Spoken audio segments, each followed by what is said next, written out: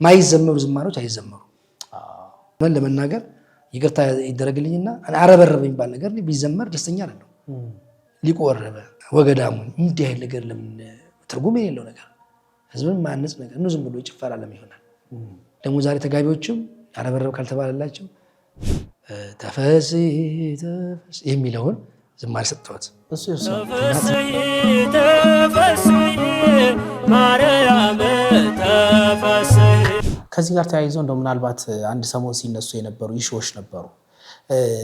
ቶሎ ቶሎ መዝሙራት የመውጣታቸው ነገር በቃ ብዙዎቹ ያወጡ ነበር ወዲያው ያ ነችነሽ ማርያም የተሰራበት ዘመን የገዛ ወንድሞቻችን አብረን ይኖር አብረን ክፍለ ሀገር ስናገልግ የነበሩ ሰዎች ነው ጥለውት ይዋጡት። እንደውም አንድ መምህር አስተዋሳው መምህር የነበረ አሁን ይወጣ ማን ነካባችሁ ብሎኛል ቃል በቃል እሱ ሄዷ ወደ ታድሶ ሄዷል። ምንድነው የምትሉ ማን ነካባችሁ አይነት ጥያቄ ጠይቁ። እንደ ሳላነሳ እንዳላልፈው ከሊቀ መዘምራን ቴዎድሮስ ዮሴፍ ጋር በጣም ቅርበት አሉት። ተጨማሪ ደግሞ ብዙዎቹ መዝሙራት እሱ የሰራቸው ይመስለኛል። አሁን ዛሬ ልጁን እገሌ ብሎ ማይወጣ ስም አለ። አሁን ብጠራ እንዳይሳቅ ሰው እንጂ በዚህ ዘመን በድሉ ብሎ ልጁን አይጠራም። ይቅርታ እናነበድ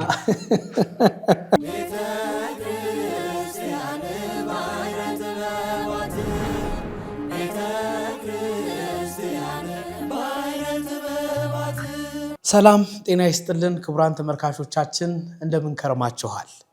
ይህ ባህረ ጥበባት ቴሌቪዥን ነው። ባህረ ጥበባት ቴሌቪዥን በዋሽንግተን ዲሲ እና አካባቢው የጽርሐ ጽዮን መንፈስ ቅዱስ ቤተክርስቲያንና የምዕራፈ ቅዱሳን ቅድስት አርሴማ ገዳም እየተዘጋጀ የሚቀርብላችሁ ልዩ የቴሌቪዥን መርሃ ግብራችን ነው።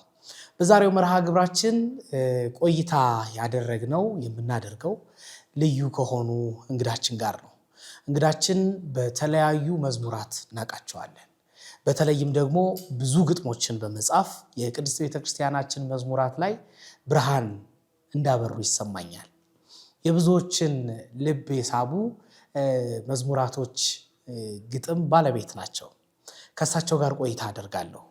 እሳቸው በተጨማሪ መጽሐፍትንም በመጻፍ ልዩ ልዩ መጽሐፍቶችን ለኛ አበርክተውልናል። አብራችሁ ከእንድትቆዩ ግብዣዬ ነው የሚሆነው። አብረን እንቆይ። መጋቤ ምስጢር እንኳን ደህና መጡ። እንኳን ደህና ቆያችሁ።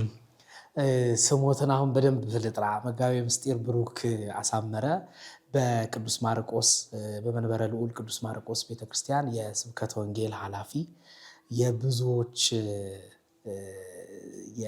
የመዝሙራት ግጥም ባለቤት፣ ባለሳሳት ከ200 ከ300 በላይ ብዙዎቹን ደግሞ ልባችን ላይ ተቀምጠው አሁን የምንሰማቸው የብዙ ምዕመናንን ድምፅ ጆሮ የሳቡ ብዙዎቹ ለንስሐ ያቀረቡ ናቸውና ጥሬን አክብረው እዚህ ድረስ ስለመጡ እግዚአብሔር ይስጥልኝ፣ ከልብ አመሰግናለሁ። እግዚአብሔር ይስጥልኝ። የማክበራችሁን ስለጠራችሁን ስለጋበዛችሁን እግዚአብሔር አምላካችን ዋጋ ይክፈላችሁ። በጣም አመሰግናለሁ። መጋቤ ምስጢር እንግዲህ ጨዋታችንን ቀለል አድርገ ነው ደግሞ የሆነ ሰዓት ደግሞ ከበድ እያደረግነው እንሄዳለን። ተመልካቾቻችንን በጣም እንዲወዱት እንዲመለከቱን እርሶን እንግዳ አድርገን ስንጋብዝ በጣም ብዙ የህይወት ልምድና የእውቀት ልምዶትን በእርግጠኝነት ያካፍሉናል ብለን ስለምናስብሎና የሁሉም መነሻ የሚሆነው የመጋቤ ምስጢር ማን ናቸው፣ የትውልድ የእድገታቸው ነገር እንዴት ነው ብሎ ለሚጠይቀን እስቲ ከሱን ጀምር። እሺ እግዚአብሔር ይስጥልኝ። ያው መቼም እስካሁን ድረስ ስለኔ ታሪክ እንደዚህ ብዙ አውርቼ አላውቅም። ትንሽ ይከብዳል ለማውራት። ማንነት ላይ ስንነሳ እንግዲህ ያው ቅዱስ ማርቆስ ቤተክርስቲያን ነው የኔ ትውልድ ቦታ። አዲስ አበባ 6 ኪሎ ማርቆስ ቤተክርስቲያን ነው። ትምህርቴንም ሁሉ ነገር ያጠናሁት የተማርኩት እዛ ከነበሩ ሊቃውንት አባቶች ነው እና በራሴ ስመለከተው ከቅዱስ ማርቆስ ቤተክርስቲያን ውጪ የትኛውም ቦታ አልሰራውም። ያደግኩትም የኖርኩትም 6 ኪሎ ማርቆስ ቤተክርስቲያን ነው። ከዲቁና ጀምሮ ነው እንግዲህ ከዲቁና ጀምሮ ከሰንበት ቤት በመነሳት ከ7 ዓመቴ ጀምሮ ነው እንግዲህ እዛ የገባሁት። 7 ዓመት ሲሞላኝ ነው የገባሁት። ያው ሕፃን ነው የእድሜ በጣም አንደኛ ክፍል የሚገባበት እድሜ ነው። ከዛ በኋላ በወቅቱ የነበሩ የቅዳሴ መምህር የመርጌታ ነበሩ፣ የኔታ ገብረ ኢየሱስ ይባላሉ። እሳቸው ተረከቡኝ፣ አባት ሆንኩኝ። እሳቸው ጋር የተማርኩኝ ቆየው። በኋላ ወደ ቤተክርስቲያን አገልግሎት ተቀጥሬ ሰራው። በደብሩ ላይ ያለው ትምህርት ቤት አለ፣ የሕይወተ መንግሥተ ሰማያት ትምህርት ቤት አሁን ድረስ ይታወቃል በመዝሙር ስራ። 92 ዓመተ ምህረት ሊቀመንበር ነበርኩኝ፣ የሰንበቱ ሊቀመንበር ሰብሳቢ ነበርኩኝ እና ያን ጊዜም ሁለቱ የሊቀ ዲቁና ስራ የሰንበቱ የኃላፊነት ከባድ ነበርና አንደኛው መቶ ነበረብኝ።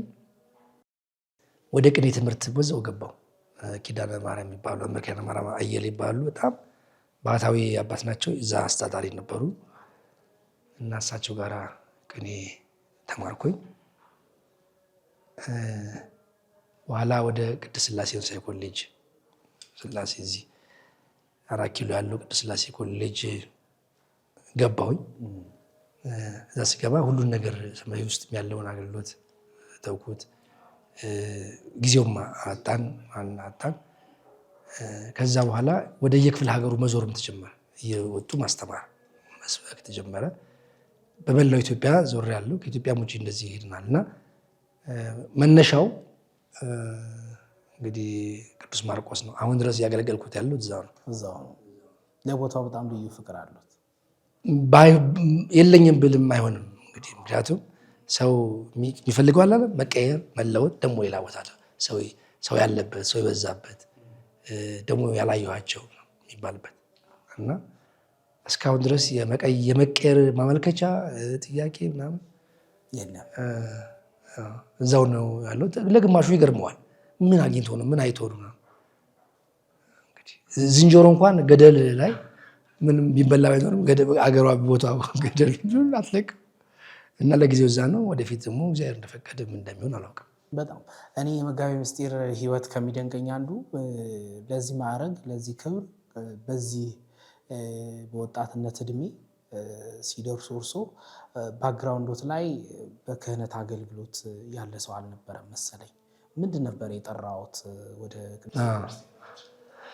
በቤተሰብ በኩል? አሁን ክህነት ያለው ምናምን አይተህ የምትወደው ምናምን ነገር የምትከተለው የለም። እንዳልኩ በልጅነታችን ወደ ቤተክርስቲያን ስንሄድ በሕፃንነት ሄድኩኝ ወደ ቤተክርስቲያን እና እዛ የሚያስተምሩ አባት አሁን ያልኩ አባት አሉ፣ ያስተምራሉ። መማር እንዳለብኝ ገባ እና ትምህርት ቤቴና ቤተክርስቲያኑ በጣም ይራራቃል እና እየሮጥኩ እመጣለሁ እና ፍቅሩ የጊዜ የነበረው የልጅነት ፍቅር አሁን ድረስ አለ፣ ያ ዘመን ማለት ነው እና ከቤተሰቦች አይቼ ወይ ደግሞ ሂድ ተማር ተብዬ ተገፍቼ አይደለም። የለም እኔ እንዳልኩ እሳቸው ጌታ ገብረ ኢየሱስ ይባላሉ። እሳቸው ተቀበሉ። ቁጥጥሩም ችግሩም ቢፈጠር ያለው ኃላፊነቱ እሳቸው ጋር ነበር እና ከዛ ነው እስካሁን ድረስ እንዲቆይ መሰረት አለን። አንዳንድ ጊዜ ግዝትም ጭምር ነበረ። አንዳንድ ነገር ስታነባ እሳቸው በፍጹም አይወዱም። እንዲህ ታረግ ገዝታል ይላል። ማስፈራሪያቸው ነበር። በጣም ነበር የምፈራው። ስቀር መዋሸት ነበረብኝ። አሞኝ ነው ምናምን እና አሁን ሳስበው እንዴት እንዲህ አይነት አባቶች እንዳለፉ በጣም ልቤን የሚነካኝ።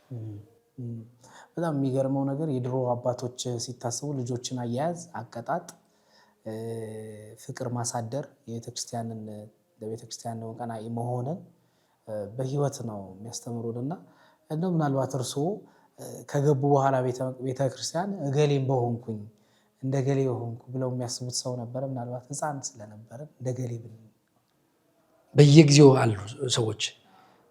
በየጊዜው ዲያቆን ስትቀድስ ስመው ወይ እንደ ገሌ ሆንኩ ልጅነቴ ነው ምኞት ነው።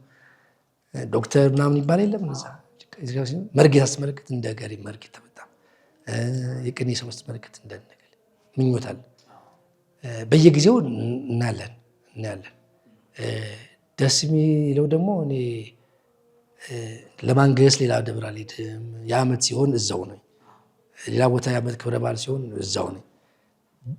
ማቃቸው ሰዎች እዛው ያሉትን ነው። በኋላ ነው እንግዲህ ከወጣም በኋላ ብዙ ሊቃውንት መታወቅ ጀምር ነው። ግን እዛው ነው የተፈጠረው። መልኩም እንቅስቃሴው የተፈጠረው እዛው ነው። ግን ምኞት ነበር እንደ ገሌው የሚል ብዙ ምኞት ነበር። የሚደንቅ ቀዳማዊ ዳግማዊ ምኒልክ ነው ከ9 እስከ 12 የተማርኩት። በዛን ጊዜ እንግዲህ ከሰዓት በኋላ ነው ትምህርቱ። ከዛ ወተን ነው የምንማረው ደግሞ የማታ ትምህርቶቹ እነዚህ መስተጋቡ ምናምን እሳቸው ጋር የምንማረው። እሳቸው ይከብዳቸዋል፣ ያዘጋጃሉ ዳቦ ከቤተክርስቲያን ላይ የሚመጣውን ልጆች ይመጣሉ ብለው አስበዋል። መቅረት ቢደክምህም የተዘጋጀ ዳቦ አለ፣ የተዘጋጀ ምግብ አለ፣ እሳቸው ያዘጋጁት ያ መጀመሪያ ይሰጣሉ። ይሄም ራሱ ፍቅር ነበር እና ለቤተክርስቲያን ፍቅር ያለ ስብከት ያለ ጥቅስ መጽሐፍ ቅዱስ ምናምን እንደዚህ ያለ ጴጥሮስ እንዲህ ያለ ሳይሉ በህይወታቸው ብቻ የተከሉ ቤተክርስቲያን ውስጥ ይዘግ። በጣም ድንቅ መምህራን ነበሩ። መጋቤ ምስጢር እርስዎ ከቴዎሎጂው በፊት ነው በኋላ ነው የግጥም ጽሁፎትን የጀመሩት? ስለሱ ደግሞ ግጥም የጀመርኩት የዳግማዊ ምኒልክ ትምህርት ቤት 90 ዓመቱን ያከብራል። መተምርቱ ነው ምናልባት 96 ወይ 97 ሊሆን ይችላል። ያን ጊዜ መጽሐፍ እናዘጋጅ ስለሆነ ግጥም ጻፉ ተባለ። ለመጽሔት የሚሆን ዓመቱን ለማክበር ዳግማዊ ምኒልክ ሁለተኛ ደረጃ ትምህርት ቤት ሲባል ለምን አልሞክርም አልኩና መጀመሪያ ግጥም ጻፍኩኝ። መጽሐፌን አስታውሳለሁ። ከዛ በኋላ ብዙም ልብ አልኩት። መጽሐፉ ሲዞር ልጆቹ አይተው ያንተ ስም ነው ብለው ነገሩኝ። ማለፉ ገረመኝ። እንዴት አዩት? ጽፈቴ ብዙም አልነበረም ያን ጊዜ ኮምፒውተር የለም፣ በእጃችን የጻፍነውና እንዴት ግን አነበቡት? ስሰጥ እኮ እንደማይረባ ነው እና ከዚህ በኋላ የሰንበቴቱ ሰብሳቢ ለምን መዝሙር አንሰራም የሚል ሀሳብ መጣ። መዝሙርን ለምን አንሰራም የሚል ሀሳብ ሲመጣ 14 መዝሙሮች የሰንበቴቱ መዝሙሮች ሙሉ አዘጋጀው። ቁጥር 1 የሰንበቴቱ መዝሙር እሱ መዝሙር አሁን ድረስ የሚሰሙ መዝሙሮች ናቸው። በበልጥ በማህበረ ቅዱሳን ሚዲያ ሽያጩን በተመለከተ በመላው ዓለም እነ ዘይክልክ ሁሉ አልቦ ዘይሳኑ የሚሉትን በአማርኛ ተርጉመው አኪለ ምክህነ ወቀዳሚተ መድኃኒትነ የሚል ኦ ስሉስ ቅዱስ መሐረነ መሐከነ ተሳለነ የሚሉ በጣም የሚደንቁ ሃሌሉያ አምላኩ ይራራልን ለኢትዮጵያ የሚሉ እነሱን አዘጋጅተን በዛ ወቅት የዛሬ 26 ዓመት የመጀመሪያውን ስራ ለሰንበቴቱ የሚገርም ነው። ዘይክልክ ሁሉ እንደውም እኛ ግቢ ጉባኤ ከሆነ ዘይክልክ ሁሉ ጥሩ ነው። በዚህ መልኩ ነው የተሰራው እና በጣም ማይታመን ነው። በወቅቱ የነበሩት ክራር የሚጫወተው ባለበገናው ዘውዱ ጌታቸው፣ ዘኤልያስ አይነ ስውሩ በጣም ነበር የደነቃቸው። እንዴት ከየት አመጣኸው አይነት ታምር ነው የሚመስለው። እንትኖቹን ግጥሞቹን ከሰራን በኋላ እነሱ መጥተው ለዜማ ሲያሹ በዜማ ሲስተሽ የነበረው እንትን በጣም ይደንቃቸው ነበር እና እነሱን በጣም አደንቃቸዋለሁ። ያን ጊዜ ስልክ ሞባይል እነዚህ የለም። ኤልያስ ማነው ኤልያስ እዛው ነው የሚማረው፣ ግቢ ነበር የሚማረው። ዶርም ድረስ እየሄድኩ ነው ይዤው መጣው ኤልያስ ኤልያስና ዘውዱ ደግሞ ይገናኛሉ። እዛው ከአዲስ አበባ ዩኒቨርሲቲ ከጀርባ እዛው ቅዱስ ማርቆስ አለ መግቢያው ጋር ይመጣል። ባችም አላቸው፣ የሁለተኛ ዓመት የሶስተኛ ዓመት ባች አላቸው። ለምሳሌ ሮብ ከሆነ ኤልያስ መጣው ማታ ማታ ጉባኤ ስላላቸው ስለሚመጣ ያን ጊዜ ይዘዋል እና በዛ መልኩ በጥራት ሰርቷል። አሁን ድረስ ብዙ ሰዎች መዝሙሮች ዘምሩ እሰማለሁ። እንዳልከው ቅድም በግቢ ጉባኤ የመጀመሪያው ዝማሬ በጣም እንደውም ስም አልተጠቀሰበትም ይመስለኛል ማህበረ ቅዱሳን እንትን ላይ። ምንድን ነው ያልተጠቀሰው? ያን ጊዜ እንግዲህ ስትሰራ የሚሰሩት ሰዎች ስማቸው ከተጠቀሰ ሰውየው የሚያውቁት ከስም የተሳነ እሱ የጻፈው ያቀሉታል። ይሄ እኮ አባቶቻችን የሚሰሩት ድርሳን ጽፈው ስማቸው አይጠቅሱ እንዳይታይ ከዛ አኳያ ያሳመኑኝ ያን ጊዜ እንደዛ ነው እንጂ እንደ ልጅነት እንደ ስራ ጉጉት ስሜት መጻፍ ብዬ ጠቅያለሁ። አይ አንደኛ ቡሩክ ማን ነው ሲባል ዲያቆን ብሩክ ሊቀ ዲያቆን ብሩክ ያን ጊዜ ምንድን ነው የሚሰራው? አይ እሱ አይሆን አይጻፍ ይሄ የመሰለው መዝሙር ቤተክርስቲያኑ ትንሽ ያወጣው ብር አለ ለማሳተሚያ ይጥልብናል ስሙን እንከልለው ሲባል በዚህ ጭቅጭቅ ነበረ። ቀሲስ መስፍን ደምሴ ባሉ አሜሪካ አሉ እሳቸውም የዚህ ስራው የተወካይ ነበሩ። በደብሩ የሰንበቴቱ የሰራው ተወካይ ይጠና አሉ። ግቢ ገብርኤል እና ቀድሞ ያወጡት እነሱ ናቸው። ግቢ ገብርኤሎች አምደ ሃይማኖት ማርቆሳኑ ከኛ ፊት ቀድሞ ወጥቷል አለው። ይዛ ላይ ገጣሚ ያለ ዜማ የለም። ስለዚህ አዲስ ህግ እናወጣ ቤተክርስቲያን እንደዚህ ተሸነፈ። የሚጠናው እንትን እዛ ቀድሞ ይጻፋል ያወጡ ሰዎች ስማቸው ይጻፋል የሚጻፍ ከሆነ ይጻፋል፣ ማይጻፍ ከሆነ ግን እና ራሴ ነው እጅ ያጠናሁት አይጻፍም። ስለዚህ አይጻፍም በራሱ ተቀበል አሁን ድረስ ተቀበየዋለሁ። እንኳን ተምሮ ማስተማር ማክሻስ እስካሁን ድረስ ስም አይጻፍም። በየነ ድንቁ በኋላ ነው በኋላ ነው በየነ ድንቁም ቁጥር 2ቱን የቁርባን ክብሩን የሚለው ሲታተም ነው ስማቸው ይጠቀስ በኋላ የተጀመረው። የሚገርም ነው። እንግዲህ የመጀመሪያ የመዝሙር ግጥሞ ማናት ማለት ነው? የመጀመሪያ የመዝሙር ግጥም ብለን የምናነሳት አንድ ብለው ብዕር ሲያነሱ የመዝሙር ግጥም እንትን ያደረግነው ሰማያዊት ውስጥ እንግዲህ በጣም የሚሰሩ መዝሙሮች አሉ። በጣም እኛ ሰርተናቸው ይጠናሉ። ይሄኛው መዝሙር ተመርጦ ነው ከዛ ውስጥ የትኛው ይሻል ከዛ እንጂ የሚዘመሩ በጣም ብዙ። ለምሳሌ ሆተ መንግስተ ሰማያት ሰንበት ትርኢትን አምላክ ይጠብቃል የሚል መዝሙር አለ። እሱ እዛው ነው የሚዘመረው፣ አልወጣም እንትን ላይ አምላክ ይጠብቃት እየተባለ ለሰማይቱ የተዘመረ ዝማሬዎች አሉና እዛ አልወጣም። ያን ጊዜ ይሄ ነው መጀመሪያው ብለን የምንለው ለማወቅ ይከብዳል። በጣም ብዙ ነው። ምናልባት 30 እና 40 መዝሙሮች ነበር የሰበሰቡት። ይሄን መዝሙሮችን ሰበሰብንና 4 ነገሮች ወሰዱ። ያን ጊዜ አስታውሳለሁ። አንደኛ መዋቅር መነሳት ያለባቸው ጉዳዮች ለምሳሌ ምስጢረ ሥላሴ፣ ነገረ መለኮት፣ ነገረ ስጋዌ እንደዚህ ተብሎ ነው የተመረጡት። ከመቤታችን ነገረ ስቅለቱ እንደዚህ መዝሙር አለው ላይ ስለተነሳ ከዛ ስናየው እውነት ነው ብዙ መዝሙሮች ናቸው በሰንበት ደረጃ። በታዋቂዎች ደረጃ ግን ማስታወሳቸዋለሁ። የመጀመሪያውን የታዋቂ እስኪን መጀመሪያ የሰራሁት እንግዲህ ለቴዎድሮስ ዮሴፍ ነው። እሺ ከኔ የበረታችሁ አስበው ይመርጹታችሁ ብዬ ማለት ነው። ከኔ የበረታችሁ አስቡኝ በጸሎታችሁ ሁሌ ያነሳዋል። ከኔ የበረታችሁ የሚለውን ዝማሬ ስንት ዓመተ ምህረት ማለት ነው? ከዛ በፊት ለቴዎድሮስ ዮሴፍ ከመስጠት በፊት አንድ በሱ ፍቃድ የሚባል ዝማሬ አለ። ዝማሬ በሱ ፍቃድ ተፈስ የሚለውን ዝማሬ ሰጥተውት እናት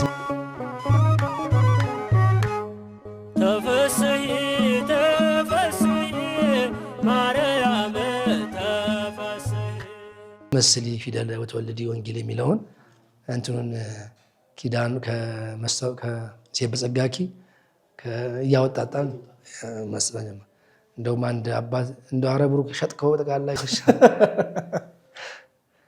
ያለው እንዳለ ቃለ እግዚአብሔር እንኳን እያወጣ ቸረቸርኩ ይሉኝ ነበር። እንዲህ ነበር መስራት የነበረው። ግን በጣም ብዙ ስራዎችን በሱ ፍቃድ ወስዷል።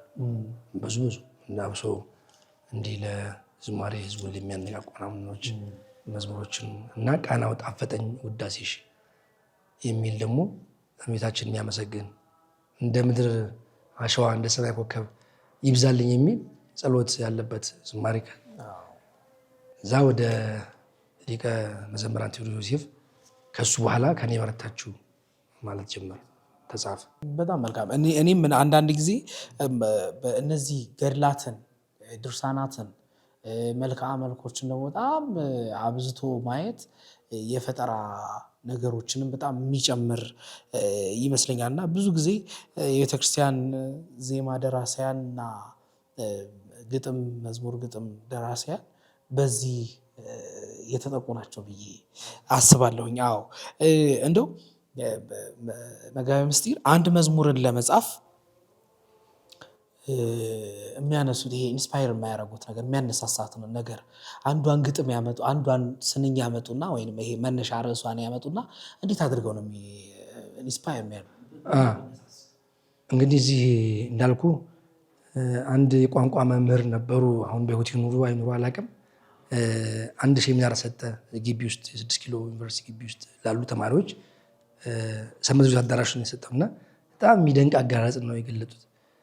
መውለድ ማሳደግ ግጥሙ ከጽንሰት ጀምሮ አንድ ግጥም እንደሚጸነስ እንደሚወለድ እንደሚያድግ እና ከወጣ በኋላ ካደገ በኋላ 18 ዓመት ከሞላ በኋላ ምን ማድረግ አይቻልም። ከወጣ በኋላ ነፃ አድማጭ ነው የምንሆነው እና እንዴት ሐሳብ አለኝ እንዴት ይጸነስ እንዴት ይወለድ የሚል ሐሳብ ሁሉ ጊዜ አንድ ጉዳይ ሳነሳ ማን እንደዚህ ጽፏል እላለሁ። ለምሳሌ ዘግይታ አይደለም እኔ ቸኩዬ ነው የሚለውን ሳነሳ ምን አሉ ማን እንደዚህ እንዲህ ያለ ፈልጋለሁ መጽሐፍ ከየመጽሐፉ በዚህ ጉዳይ እግዚአብሔር ዘገየ ወይስ አልዘገየም? የዘገየው ክፍል አለ ደግሞ የሚቸኩል ክፍል አለ። አንድ ልጅ እኮ እናቱ ጋር ሄዶ እንጀራ ሲላት ቆይተዋለች እየጋገረች ነው። እሷን የዘገየችው ወይስ እሱን የቸኮለው? እንዲህ አይነት ነገሮችን አነሳና በምን እንግለጸው? እኔ ነው የቸኮልኩት።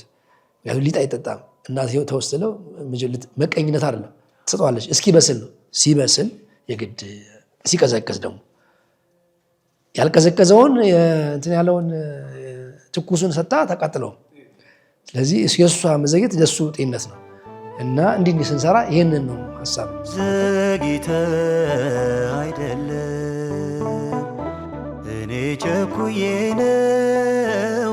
በጣም በተለይ አሁን የመዝሙር ኢንስፓይሬሽን በተመለከተ በጣም በቃ ብዙዎቹ ልብን የሚማርኩ ህይወትን የሚገዙ ናቸው።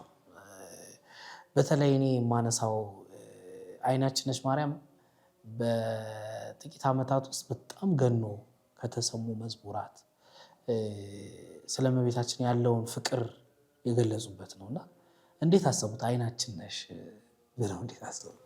ያ አይናችን ነሽ ማርያም የተሰራበት ዘመን የገዛ ወንድሞቻችን አብረን የኖርን አብረን ክፍለ ሀገር ስናገልግ የነበሩ ሰዎች ነው ጥለውት ይዋጡት። እንደውም አንድ መምህር አስታውሳለሁ፣ መምህር የነበረ አሁን ይወጣ ማን ነካባችሁ ብሎኛል ቃል በቃል። እሱ ሄዷ ወደ ታድሶ ሄዷል። ምንድን ነው የምትሉን? ማን ነካባችሁ አይነት ጥያቄ ጠይቋኝ። ያው እንደ ፌዝ ይሁን እንደ ማሳቅ ይሁን ብቻ እኛ አልነካናትም ተነካባቸው አይነት ነገር ብሎኛል። እና ያን ጊዜ ትልቁ የነበረው ጌታ ጌታ የሚል ጌታ ማለታቸው አልነበራቸውም፣ ግን ለኢትዮጵያ ኦርቶዶክስ ተዋሕዶ ቤተክርስቲያን ጌታ የሚሉት ምን ነው? ማንን ነው? ማታቀውን ነው? ከበሩ ጀምሮ በመስቀሉ የሚሰበከውን ነው? ስጋው ደግሞ የምታቀበው የትኛውን ጌታ ነው? ምንድነው የሚነግሩን ያለ በሚል ነው። መሰረቷ ጉላቷ እሱ ነው ብዬ የጻፍኩለት ለሊቀ መዘምራን አትንገሩን አዲስ ጌታ የለም እና ምንድን ነው የምትሉን? አሁን አንተ ነጋ የምትለው እንቅልፍ ስትነሳ መሆን የለበትም። ከዛ በፊት ሰው ተነስቶ ብዙ ስራ ሰርቷል። ስትነቃ አሁን የነጋው አይባልም። እና እነሱ በቃ ድንገት ተነስተው ልጁ ጌታ ምናምን ይሄማ የክርስቲያኗ እኮ ትምህርት ነው እሷ ትምህርት ነው ብለን ትንሽ ለክሶስ መግለጽ ጀመረ። የአይናችን ነሽ ማርያምም ወቅት ይሄ ነው የሆነው። አትንኩብን አይናችን ነሽ ሰው ፈለገ ቢሆን አይኑ እንዲታመንበት አይፈልግም። ጌታም ብሏል እኮ የሰውነት ብርሃኑ አይን ነው። አይን ታማሚ ከሆነች ሰውነት ሙሉ ይታማል። የኛ ደግሞ አይናችን ድንግል ማርያም ነች። ይሄ ደግሞ ዮሐንስ አፈወርቅም ብሎታል። አንድ አይን ብሎ እሷን ያመሰግኑበታልና ከዛ አኳያ ነው ጻፈ። አይናችን ነሽ ማርያም አንቺን አይንኩብን የተዋህዶ ልጆች እንወድሻለን። ሌላው እንደው በጣም የራሴን ፀጉር ቁጥሩን ያውቀዋል የእሱን ስራ ነኝ መቼ ረሳኛል። ይሄ የንስሐ ዝማሬዎች ዘምሯልና ቴዎድሮስ ዮሴፍ የንስሐ ዝማሬዎች ሲዘምር ከሰራናቸው መካከል ነው። ትልቁ ይህ ሀሳብ የነበረው ስለ በግ ነው የምናስብ የነበረው። በግ ጠባቂ ያለው እረኛ አለው እና በግ በፍጹም ነገ ሳር የምግጠው ቆላ ሄጄ ነው ብሎ ፕሮግራም አይወጣም።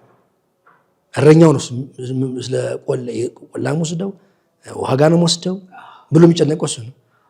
በግ ስለ ራሱ ተጨንቆ አያውቅም። እኔም አልጨነቅም። እኔ በግ ነኝ፣ እረኛው ስላለ እሱ ነው የሚጨነቀው መውጣቴ መግባቴ። እንኳን እሱ ቀርቶ የኔን ማንነት ቀርቶ የራሴ እንኳን ጸጉር በሱ ዘንድ የታወቀ ነው እና የእጁ ስራ ስለሆንኩኝ አይተወኝም አይነት ሀሳብ ያለበት ነው። ያው የማቴዎስ ወንጌል ምዕራፍ 6 አትጨነቁ ብሎ ጌታችን የገባው ጋራንት እኮ ነው፣ ዋስትና እኮ ነው። አትጨነቁ ከተባልክ አንተ መኪና የሚነዳ ሰው ፍሬኑን አትንካ ካልከው፣ አትያዝ ካልከው ገደል መግባት ነው። ያዝ ካልከው ይያዛል። ስለዚህ ጌታችን አትጨነቁ ከተባልክ አትጨነቅም። ደግሞ አንድ እቃ ቀላል እቃ የሚያዘው በአንድ ሰው ነው፣ በቂ ነው። ሁለት ከሰው ጋር ይከብዳል እቃው። ስለዚህ እኛ አንይዘም፣ እነሱ ሰጥተን እኛ መቀበል ይዘዋል። ይሄ ነው ሙሉ የዝማሬ ሀሳብ። እዛ ላይ ብዙ የተነሱ ከዛ አልበም ላይ ብዙ የተነሱ የንስሐ ዝማሬዎች አሉ። ትልቁ ነገር መስበክ ነው። እኔ ብዙዎቹ መዝሙሮቹ ስጽፍ ወይ ምስጋና ነው ወይ ትምህርት ነው ወይ ስብከት ነው። ስብከት ነው እንደዚህ ማድረገው። ከምስጋና ከትምህርት ውጪ ስብከት ነው የምናደርገው። ግን አንደባልቀውም። እዚህ ጋር ሰብከ እዚህ ጋር እንዳይሆን መጀመሪያ የምን መዝሙር ስራ፣ በዚህ ጉዳይ የስብከት ነው የትምህርት ነው የምስጋና ነው የሚለው መጀመሪያ እናስባለን። የራሴን ጸጉር የሚለው በዛ ይመጣል። ይመጣል። በጣም ከሚገርመኝ ነገር ይልማ ዘማሪ ሊቀ መዘምራን ይልማ እናምናለን እያብሎ 5ቱ ምስጢራተ ቤተክርስቲያን አዕማደ ምስጢራትን የዘረዘረበት ነገር አለ። እርሱ ደግሞ ንገረኝ አባቴ ብለው ደግሞ ያመጡትም እስቲ እሱ እንዳልኩ አሁንም ይሄ ትምህርት ነው ብያል። ንገረኝ አባቴና አትለፍ የተዋህደን ድንበር ይመሳሰላል። ሁለቱን አንድ አይነት ሀሳብ ነው። ንገረኝ አባቴ እንግዲህ አንድ ልጅ በየቤታችን ልጆች አሉን እና ኃላፊነት አለብን ማስተማር። አባትየው ሻል ማለት አለበት። ደግሞ ከፍ ሲሉ ይጠይቃሉ። በጣም በዚህ መልኩ ነው ሀሳቡን የፈጠረው ራሱ ሊቀ መዘምራን። በዚህ በኩል ከልጅ ጋር በሰራው ብሎ ሀሳብ የፈጠረው እና ምን ይንገራት ዋና ዋናዎቹ ስናያቸው ስለ እግዚአብሔር ነገርናል፣ ስለ ስጋቤ ነገርናል፣ ስለ ነገረ ማርያም ነገርናል። እያንዳንዱ ቤተክርስቲያን የምታምንበትን ክፍል ነው የነገርነው እና አንስተናል። አትለፍ የተዋህዶ ድንበር የሚለውም አባቶችን ጠይቅ የሚላል። እንግዲህ ጥያቄ ነው። ማንም ሰው አዋቂ አይደለም። ምንም 50 መዝሙር ጻፈ 1000 መዝሙር ጻፈ አዋቂ አይደለም። ቤተክርስቲያናችን የበቃ ያወቀ የሚባል ነገር የለም። ገና ይማራል፣ የተማረ ነው። የት ነው ዲግሪ የሚገኙ ሲባል መቃብር ነው እንጂ ምንም ይሄ በቃ እሷቸው አውቀዋል ጨርሰዋል የሚባል ነገር የለም። በየጊዜው የምንማራቸው ነገሮች አሉ እና ጠያቂ መሆን አለብን። አሁን ከትውልዱ የጠፋው ነገር መረጃ ይሁን የያዘው እውቀት ይሁን የያዘው ግራ ገብት ይለፈልፋል። የምንለፈልፈው እውቀት ነው፣ መረጃ ነው፣ የሰማነውን ነው፣ እውነተኛ ታሪክ ነው፣ ያየነውን ነው። ይሄን መገንዘብ አለብን እና አባቶችን መጠየቅ አለብን። ተሳሉ ላቡከ ወይነግረከ አባቶችን ጠይቅ ይነግሩሃል። እያንዳንዱ የማናቃቸውን ነገሮች መጠየቅ መቻል አለብን እና ይህንን ለማን ነው መዝሙሮችን ስንሰራ ቢያንስ ቢያውቁት እላለሁ። የሚሰሙ ሰዎች ፕሮቴስታንቱም ይሰማዋል፣ ሙስሊሙም ይሰማዋል፣ እምነት የለውም ይሰማዋል። በእምነቱ ሆኖ ኦርቶዶክስ ምን ነው የምታምነው ሲባል እኔ አትንኩብኝ፣ ኦርቶዶክስን አትንኩብኝ፣ ችግር የለም ምንም ትመን ብለው የሚሆኑ ሰዎች አሉ። እነሱ እንኳን በዝማሬ እንዲያውቁት ሃይማኖትን ያስፈልጋል። እንደው በዚሁ አንጻር ለፕሮቴስታንቶች የእርሶን ግጥም ሲጠቀሙ አስተውለው ያውቃሉ? የወሰዷቸው ምናምን ብለው አንዳንድ የሚያውቋቸው ለምሳሌ ልብ ያውቀዋል ያደረግልኝ እሱን እኔ ሲዘመር ሰምቻለሁ። ምናልባት እንዲህ የመውሰድ ነገር አለና እርሱ ያጋጠሙት ይኖር ይሆን? አሁን በፕሮቴስታንቱ ዓለም ብዙም የእነሱን መዝሙር አድምጬ ማነው ይዘምሩ የኛ መዝሙር ይዘምሩ ሰምቼ አላውቅም። ግን አንድ አይነ ስውር የፕሮቴስታንት ዘማሪ አንድ መዝሙር ሲያደንቅ ሰማሁኝ እና በጣም ነገሮቹን ሀሳቦቹን ይዞ በእነዛ ሀሳቦች ላይ ይሄ ጉዳይ የተሰራበት ሀሳብ የተሰራበት የሄደበት መንገድ ይደንቀኛል ብሎ አንድ መዝሙር ጠቀሰልኝ። እሱም የዘማሪ አቤል መዝሙር ነው። እንደ ቸርነት በጣም ማረኝ የምትላለች የመዝሙረ ዳዊት መዝሙር 50 ሙሉን ነው መዝሙር ያደረግናት። እንደ ቸርነት በጣም ማረኝ መታለፌ እንደመሰለኝ የምትለች በጣም ነው የሚደንቀኛል። እኔ ሁሌ የምሰማው መዝሙር ነው። እንግዲህ አይነት መዝሙር ነው፣ ዘማሪም ጭምር ነው። ወንጌል ላይ የተሰመረው እንዲህ ነው። ይሄን ከዛ ውጪ ሲዘምሩም አልሰማሁም። ይሄን ግን ቃል በቃል የመውረስ ነገር ስላለ በእነሱ ጋር አንዳንድ ሰዎች ይቃወማሉ። ለምን እኛን ዘመሩ የሚል። እኔ ደግሞ ከዚህ ተለየ ነው ሀሳቤ። ምርኮ ነው መማረክ መቻል። በዝማሬ ትማረካል። ግድ የለም ዛሬ በዝማሬ ከመጣ የእኛን ዘመሩ አልዘመሩ ሳይሆን ይህ ከመጣ ግድ የለም ልቡ የተወሰነ ነገር ነገም በቅዳሴ ይመጣል። ነገ ደግሞ ልባቸውን እንዲነካኩ መቼም የቅዱስ ያሬድ መንፈስ ያደረበት ሰው ትንሹ ነገር ነው የሚነካው አይደለም። ያላደረበት ሰው ደግሞ ድንጋይ ሆኗል ማለት ምን መዝሙር የማይወድ ሰው አለ። እኔ መዝሙር ይሄን መዝሙር ምንጭት ነገር የሚል አለ። ይለያያል። እና አንድ ፕሮቴስታንት ዘማሪ ከኦርቶዶክስ ዘመር ተብሎ የሚለቀስበት ጉዳይ የለበት። እንዳበላሹት ለምን አበላሹ ሌላ ጥያቄ ነው።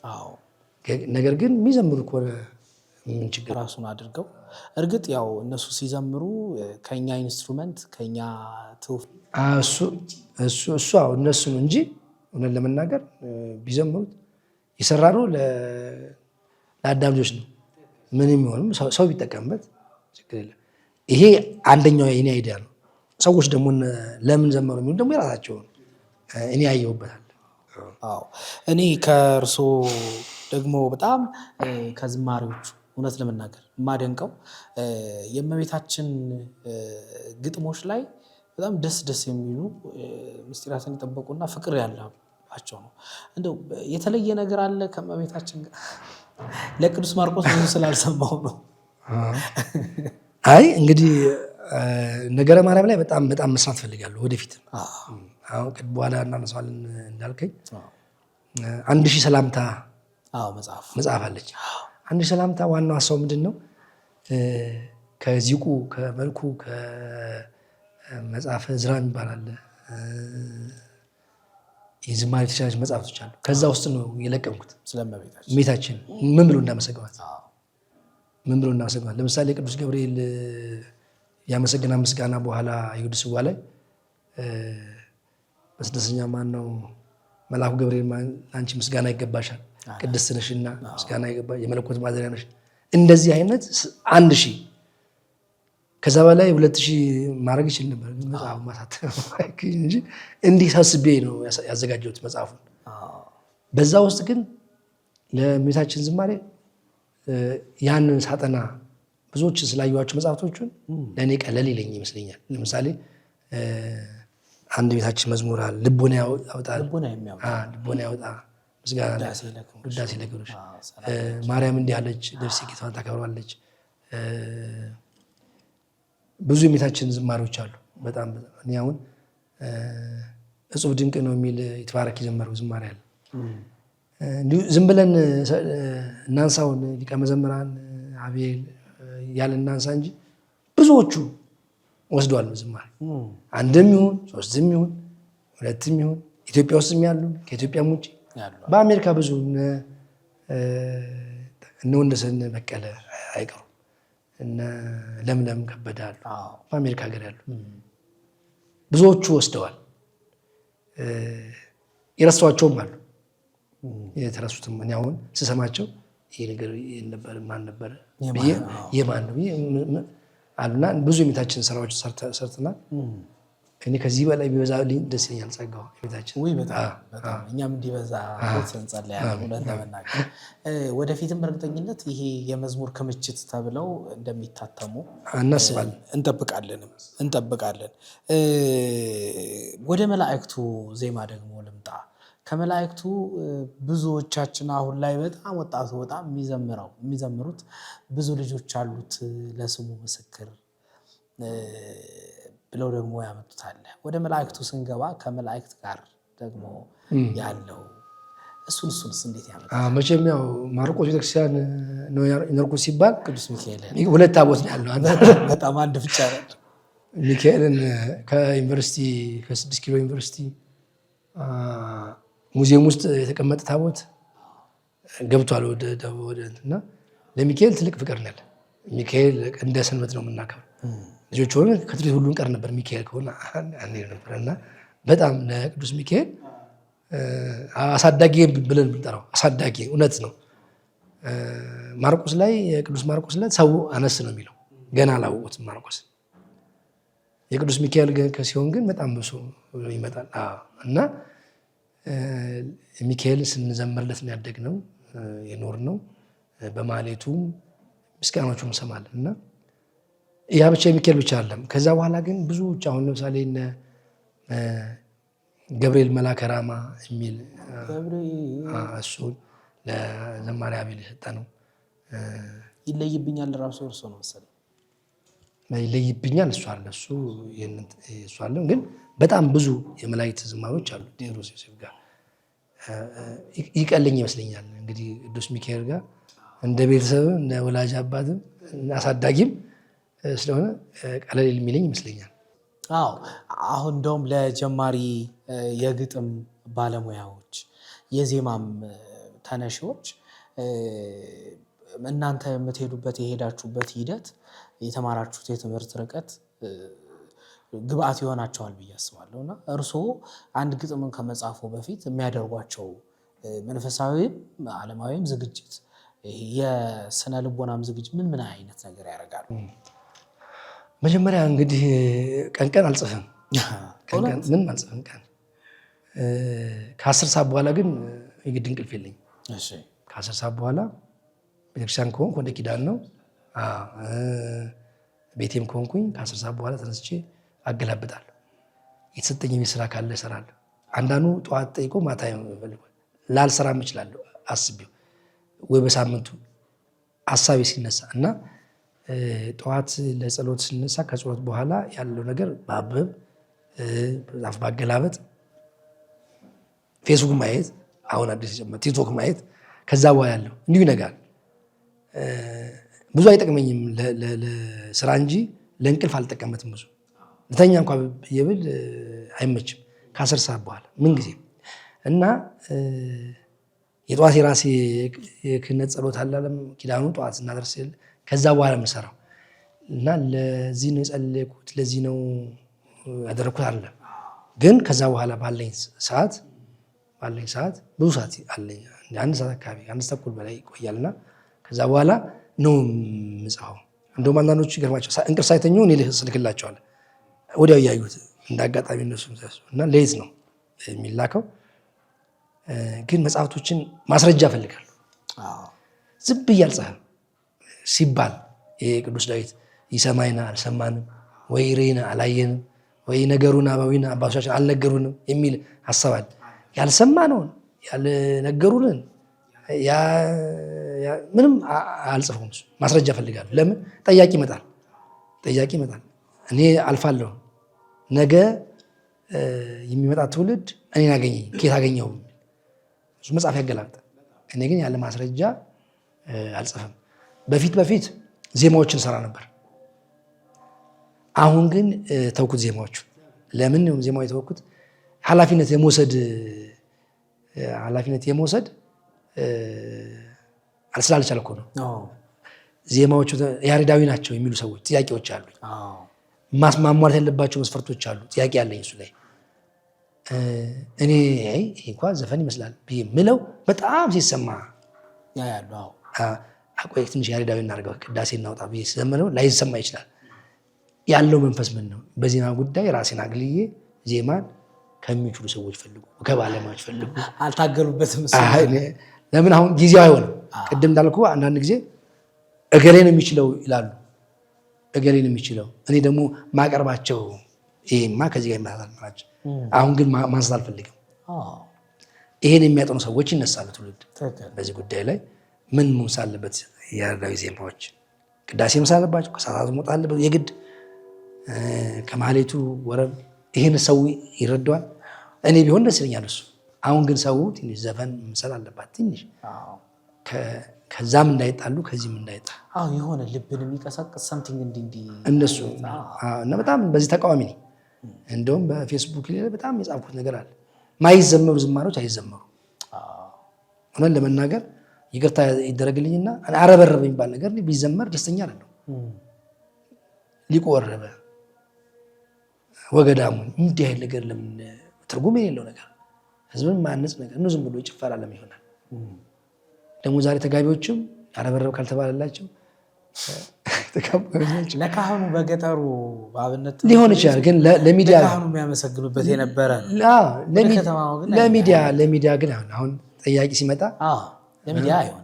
ምንድነው አረበረብ ማለት ነው?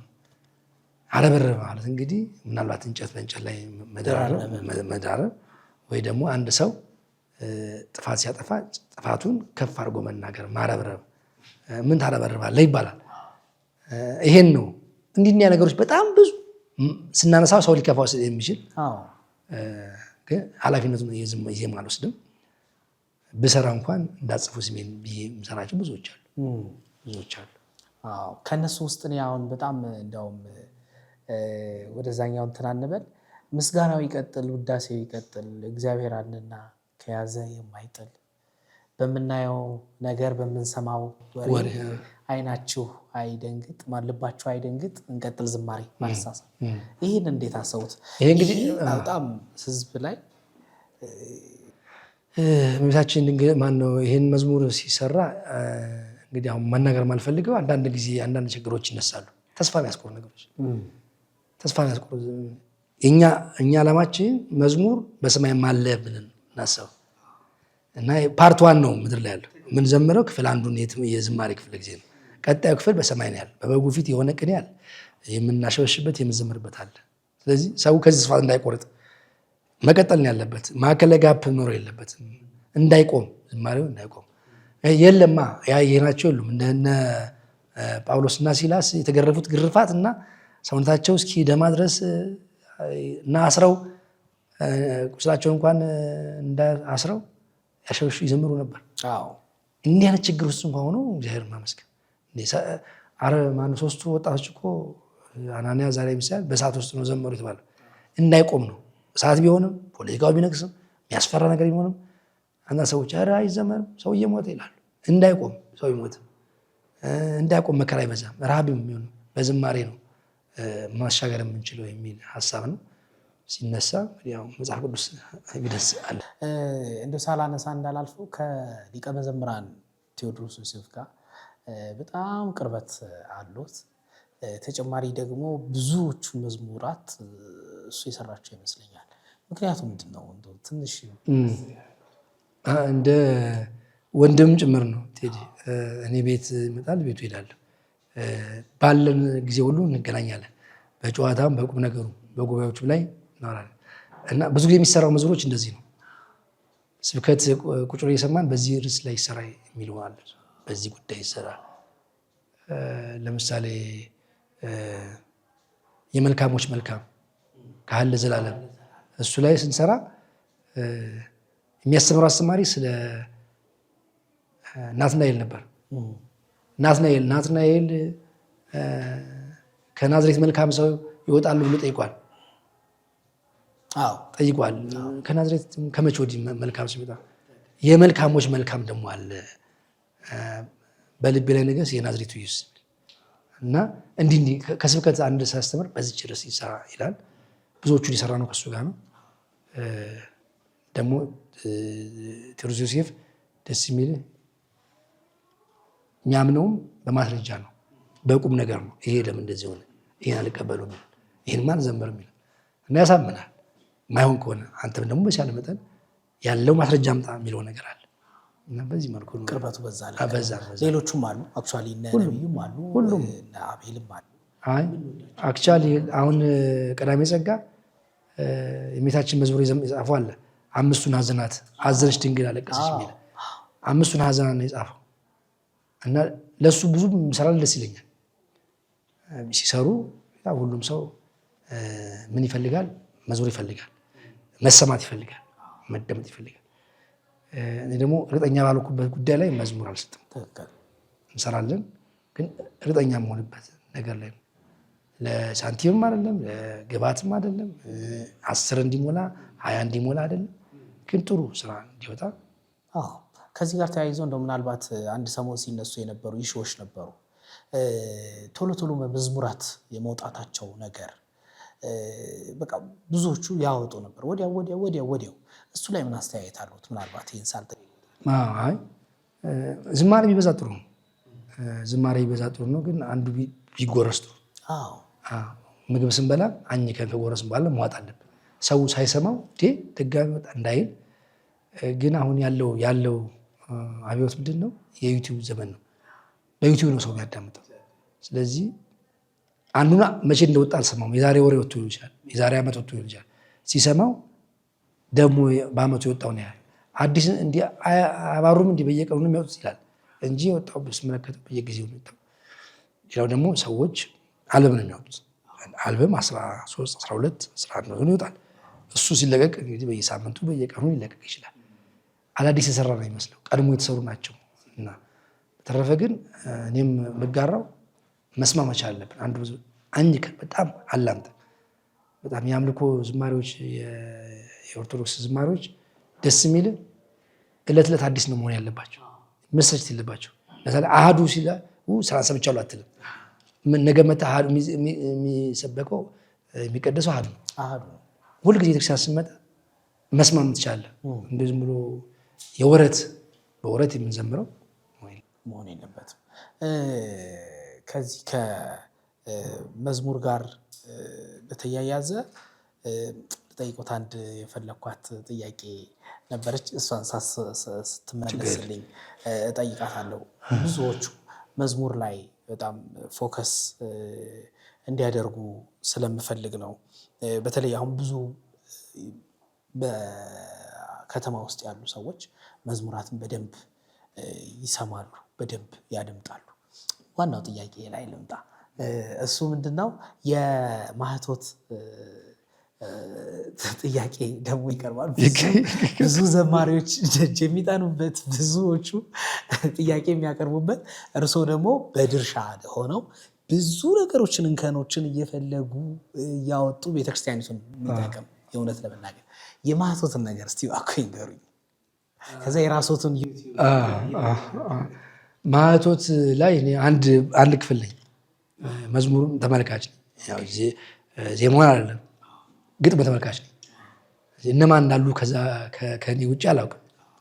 ግን አንዳንድ ጊዜ መዝሙሮቹ ሲላኩ ግጥሞቹ እናያለሁ። ማይሆን ከሆነ አይሆንም፣ ማያልፍ ከሆነ አልፍ። ሌሎችም ያያሉ። አሁን አላስታውስም እንጂ አሁን የመነኮስ አባ ቴዎድሮስ ቴዲ እሱም እንደነበረ አውቃለሁ። ምነው እያየ የሚታለፍ። አንዳንዱ ደግሞ የሚመስለው ምንድን ነው? ኃላፊነቱ ሙሉ ወስጄ መጋቢ ምስጢራቸው አይደለም፣ እንደሱ አይደለም። አንዷን ክፍል ነው፣ አንድ ፓርት ነው። አሁን እንደውም ብዙ ጊዜ እያጣው እየተውኩት ነው። ጊዜ ለመስራትም ሌላም ጉዳይ ፈጽሞ ጊዜ ያጣው ቢላክም እነሱም በኃላፊነት አይሉኝም። ግን ብዙ ዓመት 1 4 5 ዓመት ብዙ ዓመት ለማህቶት አገለገልን። አሁንም ቢሆን አልፎ አልፎ እናያለን። ግዞች ሲመጡ አማርኞችም ከበድ የሚሉ ሲመጡ ይሳካሉ። ብዙዎቹ ተመልሰዋል። አሁን እዛ የሚቀርበው የተላኩት ብቻ አለ።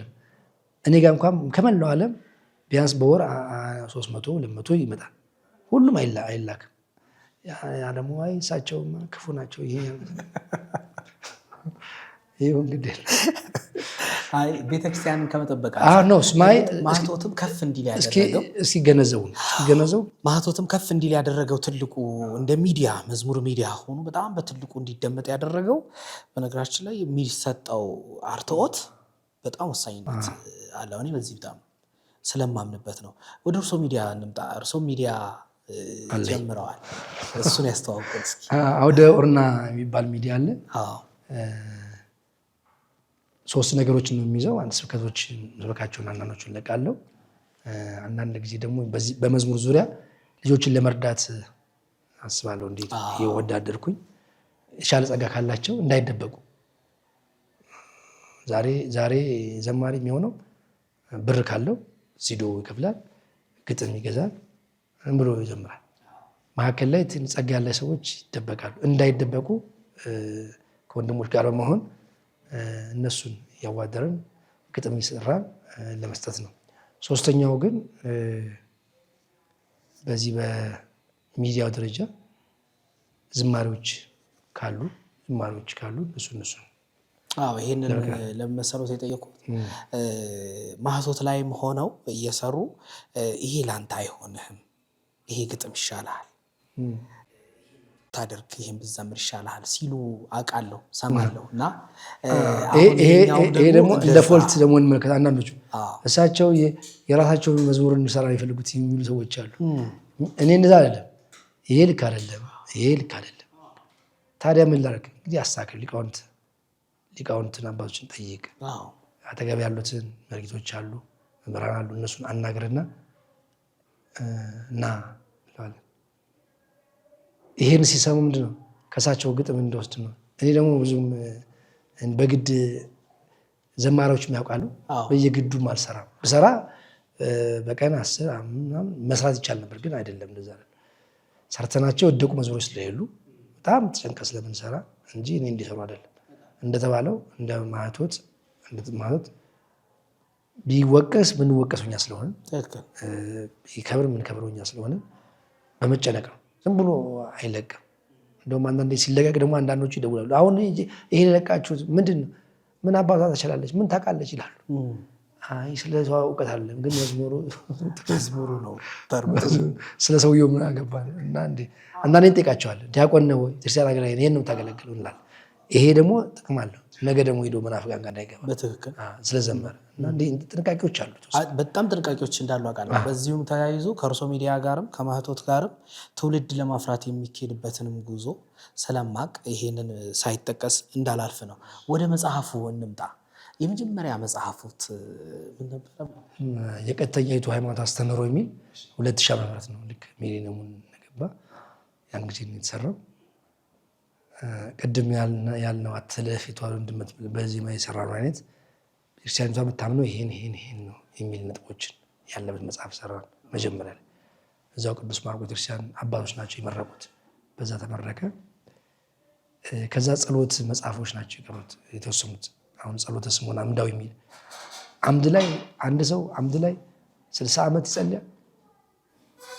ነሐሴ 3 ቀን በስንክሳር ላይ ተጽፏል። የሱ ጸሎት አለ። ከጌታችን መከራ ጋር ጸሎቱን ይጸልይበት ህይወቱን እያገናኘ ታስረሃል፣ ለእኔ ስል ታስረሃል። በመታሰሩ ደግሞ ያገኘውን ጥቅም ነገረ መስቀሉን የሚያነሳ ነው። ጸሎተ ስምዖን አምዳው ይባላል። ስምዖን ዘአምድ የሚባል ሰው ስላለ የሱ ጸሎት ነው።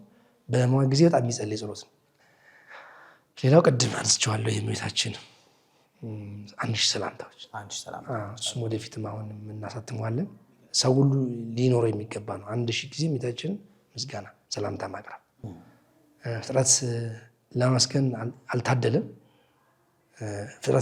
ያልታደለ ፍጥረት አለ። እኛ ደግሞ ከታደለ ደግሞ አንድ አይደለም 1000 ነው አንቺ የምናቀረው የሚል ሀሳብ ይዞ የተሰራ ስራ ነው። ሌላው ደግሞ ጠቅላላ እውቀት የሚል አለ። በዚህ በቅኔ ቤት አንድ ትምህርት ምን አለ? አንድ የሚባል ነገር ምን አለ የሚላል። አንድ እግዚአብሔር አንድ ነው። አንድ ሃይማኖት አንድ ነው። አንድ በሁለት ነው። ሁለት ልደት አለ ጌታችን። ሁለት አጽዋማት አሉ የሕግና እንዲህ 3 የአብ ወልድ መንፈስ ቅዱስ የሚል እስከ 12 ድረስ ከ1 እስከ 12 ድረስ ያሉት ቁጥሮቹን የጻፍኩበት መጽሐፍ አለ። ጠቅላላ እውቀት ነገር ስፔሻሊ ለሰንበት ቤት እንዴት የሚጠቅም መሰለ። የሚሰሙትን እዛ ላይ ያዩታል። 7ቱ አጽዋማት፣ 7 አጽርሐ መስቀል፣ 7ቱ ሊቃነ መላእክት እንደዚህ 9 እያንዳንዱን ነገሮች ጻፍበት ነው። ከዛ አሁን ይሄ መጨረሻ ላይ የተሰራው ደግሞ ፍካሬ ስም አለ። ፍካሬ ስም ያው ባለፈው አይ ቲንክ ከ2 ወር ወይ ከ1 ወር በፊት ነው የተመረቀው። የካቲት 22 ሳምንት 1 ወር እላለሁ። ይቅርታ በጣም ለምን ወር እንደመሰለኝ አላውቅም። ማስታወቂያው የወር ለምን እንደሆነ አላውቅም። ፍካሬ ስም ላይ ብዙ ከብሉይ ኪዳን ከአዲስ ኪዳን የተውጣጡ የስም ትርጉሞችን ይዞ አይቻለሁ እና እሱ ሲመረቅ ነው እንደውም ብዙ ስራዎቹ ባለቤቱንም አይቻለሁ፣ ልጆቹንም አይቻለሁ ተገኝተውና እነሱም የአንድ የዚህ ስኬት ባለቤቶች ናቸው ብዬ አምናለሁ። እንዴት ተዘጋጀ ፍካሬ ስም? ፍካሬ ስም ያው ህዝቡ ነው መጽሐፉን እንድጽፍ ያደረገኝ። ይደውሉና እገሌ ማለት ምን ማለት ነው ይላሉ። እስቲ ስም አውጡልኝ ከአባቱ ጋር የሚመሳሰላሉ። ደግሞ አሁን ደግሞ ጊዜው ደግሞ መጽሐፍ ቅዱሳዊ ነው ስሙ። ዘመን እንኳን አሁን በኤሌመንተሪ ልጆቼ ይማራሉ ኬጂ ምናምን ሲሄድ ወይም ሲነግሩኝ የሚጠሩልኝ ስሞች ከመጽሐፍ ቅዱስ የወጡ ናቸው። እንዲህ አይነት ጊዜ ደርሷል። ሰው ደግሞ ይሰማና ምን ማለት ነው ይላል። ይሄ ነገር ቢዘጋጅላቸው ሰው ግን እሺ ቶማስ ማለት ጴጥሮስ ማለት ይሄ ከሆነ ደግሞ ሌላዎች አሉ ስም የሆኑ ወንዞች፣ ዮርዳኖስ አሁን ሰው ስም አለ የእሱን ትርጉም፣ ቀርሜሎስ የእሱን ትርጉም፣ ተራሮች የተራራ የሰው የከተማ የእነዚህ ስሞች ትርጉም። እነዚህ ትርጉማቸው 3 ነገር ያገለግላሉ። አንደኛ ሊስ ሲወለዱ ለማውጣት በዚህ ቢጠሩ ችግር የለም። የግድ እንደዚህ አይነት አቋም የለም። እንደ ኢትዮጵያ የግድ መጽሐፍ ቅዱስ ላይ በዕብራይስጥ እና የግሪክ የሚል አቋም የለንም። ግን ሲፈልጉ በዚህ ትርጉሙን አይተው ምን ማለት ነው የሚለው አይተው በትርጉሙ ሊያወጡ ይችላሉ። ሁለተኛ ሚዲያዎች የሚከፍቱ ሰዎች አሉ። ወይም ተቋም ሻይ ቤት የሚሆን ስም ያጣሉ ሲሉ ስም ያጣሉ ሲሉ ስም ያጣሉ።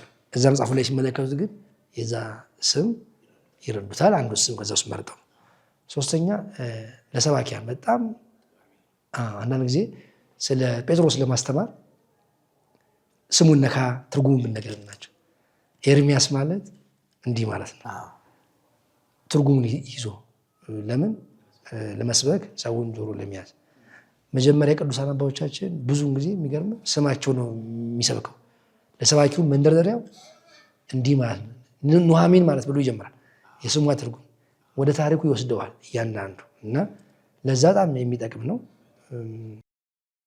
አነስተኛ ነው ግን ማለት አሁን ከተሰራ አኳያ በጣም አነስተኛ ነው ማለት እንትኑ ሳይዙ አነስተኛ ነው። 2000 ግን የሀገሪቱ ሁኔታ አለ የገበያ ሁኔታ ወረቀት በጣም ከባድ ነው። ብዙ ቀንሰናል ከተሰራው ከጻፈ ይቀጥላል ብዬ አስባለሁ። ብለን እናስባለን። እንደውም እዚህ ጋር አንድ ሰባኪ ወደ ክፍለ ሀገር ከወጣ በኋላ የክፍለ ሀገር ሰው ነው እሱም ወደ ክፍለ ሀገር ሄዶ በዚሁ ማንሻ እንዲሆነው እና የገሌ የሚባለው ስም ትርጉሙ ምንድን ነው ብለው ጠየቁት። አሁን ይህንን ስም ብላችሁ ታወጣላችሁ አዝብጤና ጎንጤ እያለላችሁ እውነት ነው። አይ ይሄን ያነሳው ለምን መሰለህ? አንዳንዶቹ ምንድን ነው ስም ትርጉም ፍካሬ ስም ማለት ነው። ፍካሬ ትርጉም ማለት ነው። ስም የስም ትርጉም ነው። እንደውም ፍካሬ አስማት ነበር ያልኩት። አስማት ማለት ስም ሲበዛ ነው ስሞች ማለት ነው። እና አስማት ደግሞ ሲባል ይፈራል ሰው ይፈራዋል እና ስም አለው እና ምን የተዋቡ ስሞች አሉ ጥሩ ወርቅ፣ ደመቁ፣ ፈትለ ወርቅ እንደዚህ መሰለ ኢትዮጵያ ባህል እና ለዛ ነው ግዴታ አይደለም። ትክክል። ግን ዘመን አለው።